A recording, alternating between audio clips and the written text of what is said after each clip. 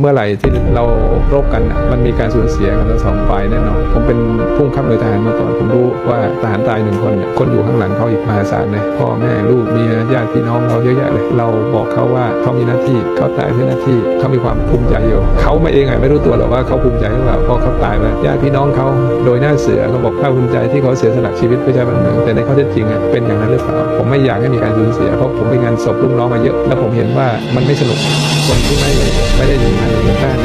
ยุคบ้างอะไรบ้างถ้ามันเกิดแบบปี54เราสูญเสียเยอะแม้เราสูญเสียมากเราเสียน้อย7-8 คนแต่7-8 คนนี้กว่าจะดูแลเข้ามายังต้องเข้าใจนะทหาร1 คนมันต้องเป็นลูกน้อยลูกเล็กอยู่ด้วยความเป็นผู้ทำหน่วยบางทีเรา